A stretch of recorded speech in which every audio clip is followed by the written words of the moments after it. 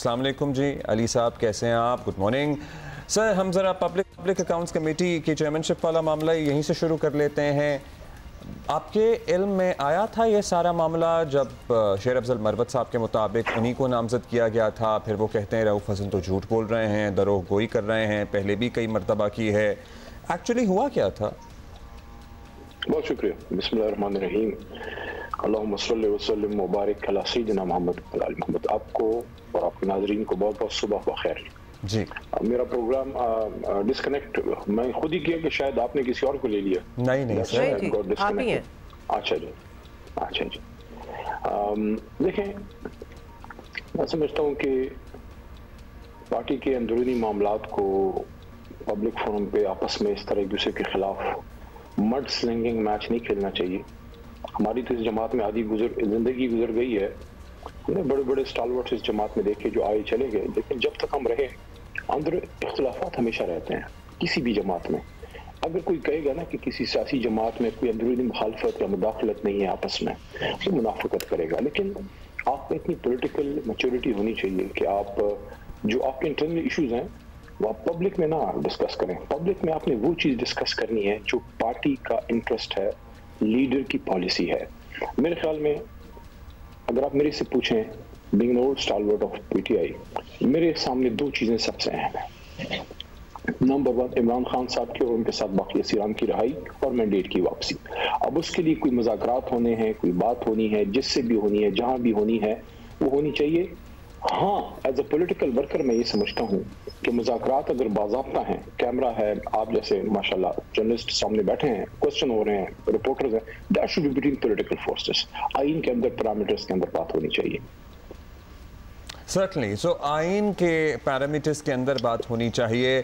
सो मुज़ाकरात पर हम क्या अखज़ करें? आपकी गुफ्तगू से भी मुज़ाकरात पॉलिटिकल फोर्सेस के दरमियान ही होने चाहिए, या आप ही की पार्टी के कुछ लोग कहते हैं कि जी हम तो बस इनसे नहीं, आर्मी चीफ से बात करेंगे, किससे बात करेंगे? इनफैक्ट ऐसी इंडिकेशंस भी आ रही हैं कि जैसे एस्टैब्लिशमेंट से कोई बातचीत हो रही है, कुछ नाम भी अपॉइंट हुए हैं। अब्दुल्ला भाई, उमर साहब, मैं इस पे बड़ा मेरा क्लियर मौक़िफ़ है। देखिए, ना हम अहम हैं ना वो अहम हैं। वो से मतलब सिर्फ पिंडी नहीं, हमारी सियासी मुखालिफिन, हम अहम आप हैं।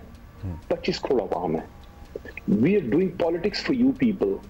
जब सियासतदानों को ये आइडिया हो जाएगा ना, अंदाजा हो जाएगा कि we are not a game of thrones, ये इख्तिदार की तख्त की लड़ाई नहीं है, ये अवाम की खिदमत है।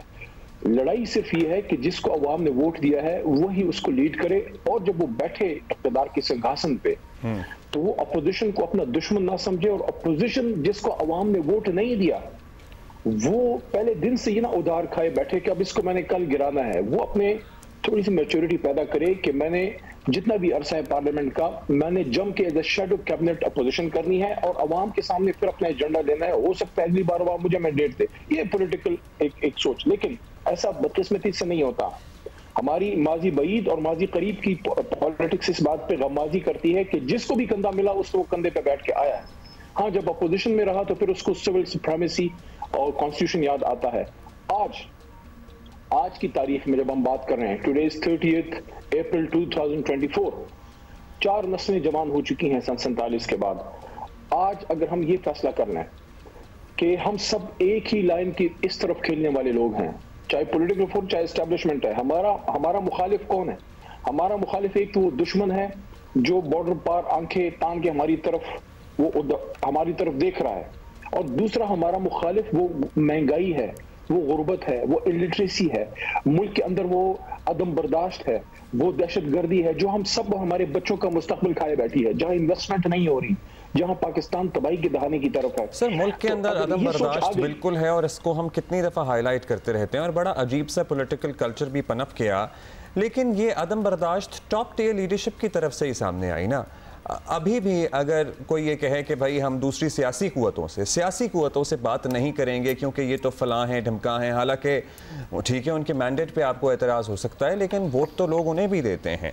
सो अदम बर्दाश्त तो वहीं से ट्रिकल डाउन हो रही है। फिर मेरे ख्याल में अब्दुल्ला साहब, हुकूमत का इसमें रोल ज्यादा है।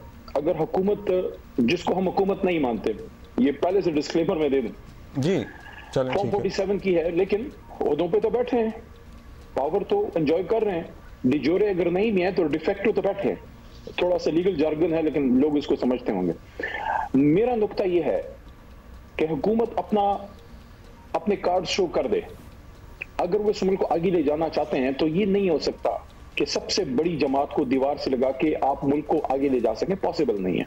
अवाम में बेचैनी है, इन्वेस्टमेंट नहीं है, और बहुत ही एक मैं समझता हूं कि आपको तो पीपल्स पार्टी ने हुकूमत बनाने की ऑफर की थी, आप लोग नहीं माने। आपने अभी बात की मुफाहमत होनी चाहिए और मिल के आगे जाना चाहिए, और दुश्मन तो एक्चुअली मुल्क से बाहर ही है, बीच में नहीं, ऐसी दुश्मनियां होनी चाहिए। लेकिन साथ ही आपने कह दिया कि इस हुकूमत को जो आप हुकूमत नहीं मानते, तो ये अब वो हुकूमत है, अब वो जितनी देर का उनका टेन्योर है उनको मान लें। अगर ये प्रेमिस आप क्लियर कर लेंगे आगे तो फिर शायद कोई बातचीत हो सके, अगर बातचीत करना चाहते हैं। क्योंकि अभी हमारी इंफॉर्मेशन के मुताबिक तो बातचीत अभी भी इस्टेब्लिशमेंट से होना चाह रही है, उनसे नहीं, who are sitting in the हुकूमत बट इस्टेब्लिशमेंट। तो ये तो फिर बात निगेट हो रही है ना, फिर तो आप कहीं और किसी और तरफ जा रहे हैं दोबारा। आपने मेरी बात नहीं पूरी होनी थी, वरना जवाब मैं दे रहा था। हुकूमत अपने कार्ड शो करे। वो जो मुज़ाकरात की बात करते हैं, चाहे उनकी तरफ से जो भी बात करे, तो वो मुज़ाकरात किन नुकात पे रखना चाहते हैं। हमारा मुज़ाकरात का TOR तो सिंपल है, इमरान खान साहब की और असीरान की रिहाई और मैंडेट की वापसी। आप असीरान की रिहाई और जो गलत केसेस बने हैं उसमें तो हुकूमत अपना रोल अदा कर सकती है, लेकिन to be very frank, mandate की वापसी का जहां तक ताल्लुक है, वो लोग जो फॉर्म 47 यानी जेली तरीके से बिठा दिए गए, वो अपने हाथ से कभी अपने खिलाफ फैसला नहीं करेंगे। उसके लिए फिर मेरा ख्याल है आपके पास दो ऑप्शन है। एक है पुराना एक ऑप्शन एस्टैब्लिशमेंट का, जो माजी में मियां नवाज शरीफ साहब ने राहील साहब की सूरत में यूज किया, उनको आर्बिटर के तौर पर बिठाया। मैं उसके फेवर में नहीं हूं।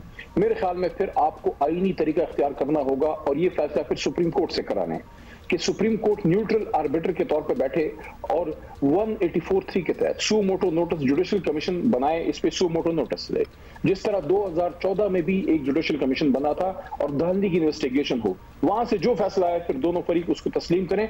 इस सारी मोडालिटीज के लिए, इस सारे अमल के लिए सियासी फोर्सेस बैठे। हमारी भी नुकात है, हमारा सख्त स्टैंड होगा, उनका भी सख्त स्टैंड होगा, लेकिन बैठना आपको पड़ेगा। अब ये जो नुकात अगर हुकूमत लाती है कि जनाब हम इन चीजों पे आपके साथ बैठना चाहते हैं, वो हम इमरान खान साहब के सामने रखते हैं कि जनाब ये चीजें अगर इमरान खान साहब इजाजत देते हैं तो उन नुकात पे फिर बात आगे चल पड़ेगी। सर आपको भी ये बात मालूम है, क्योंकि माजी में कई मरतबा ऐसा हो चुका है, तमाम चीज़ें जो सेकंड टियर लीडरशिप है उसने तय करनी है और उसके बाद इमरान खान साहब की अपनी ही मर्जी होती है। और बहुत से मामला 16 माह वाली हुकूमत में भी कुछ मामला ऐसे आए थे, आपके बखूबी इल्म में हैं कि फिर वहाँ से मामला आगे बढ़ नहीं पाते। अब ये बताइए कि मैं डिसएग्री करता हूँ, मैं एग्जाम्पल के साथ बात करूंगा। देखिए,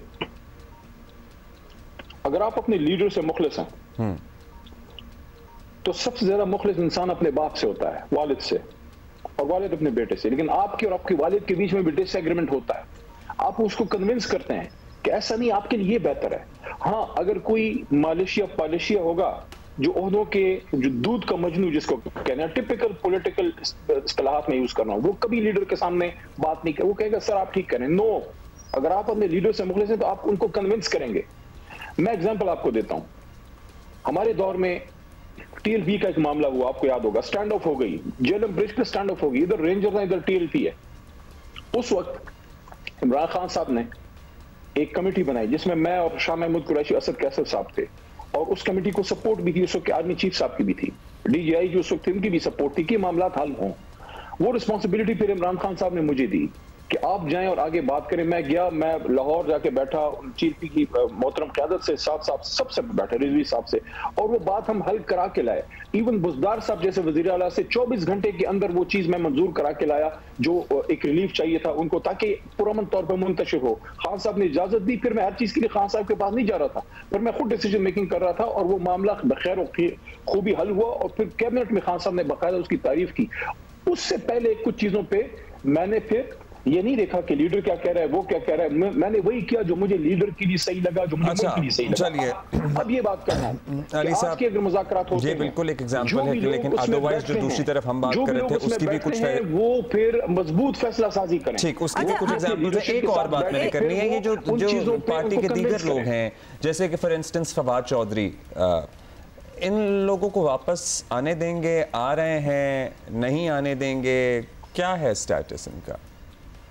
देखिए, मेरे ख्याल में सब चीजों से अहम इमरान खान साहब की रिहाई है, लीडर की रिहाई है। ये जो आपने और मोहतरमा ने अभी जो बात की, आपने बड़ा अच्छे तरीके से हमारी जो ऊपर की लीडरशिप की, हम लोगों की जो बातें हैं, कोई ये कह रहा है, कोई वो कह रहा है, वो तब खत्म होगी जब लीडर बाहर आएगा। लीडर बाहर आएगा, चीजें ठीक हो जाएंगी। तो ये फैसले मेरे ख्याल में इमरान खान साहब पे छोड़ने चाहिए। हम तो खैर आपकी राय, हम आपकी राय मांग रहे थे, आज आप हमारे साथ हैं, सुबह सुबह हम आपसे बात कर रहे हैं। मेरे ख्याल में ये प्रेरोगेटिव फाउंडिंग चेयरमैन जनाब इमरान खान साहब का है। वो केस टू केस देखें कि जो वो समझते हैं कि जिनको उन्होंने लेना है, ना फुल फ्लड गेट ओपन कर सकते हैं कि सब आ जाए, ना बिल्कुल बंद कर सकते हैं। फाइनली अली साहब, आप ये कह रहे हैं कि अगर इमरान खान साहब, एक फवाद चौधरी साहब का ही नाम लिया है फॉर एग्जाम्पल, तो चले उन्हीं का नाम सामने रख लेते हैं, लेकिन अगर खान साहब उनको आने दें वापस, तो और किसी को, अली जैदी का भी नाम चले बीच में ले ले, तो किसी और को एतराज नहीं होगा विद इन द पार्टी के इनको वापस क्यों लिया जा रहा है। आप यही कह रहे हैं कि खान साहब हाँ करते तो हम भी हाँ हैं? देखें, ये तो सब जानते हैं कि खुशी में कोई नहीं गया, मजबूरी में लोग हैं। किसी ने रेजिस्ट किया, कोई नहीं कर सका।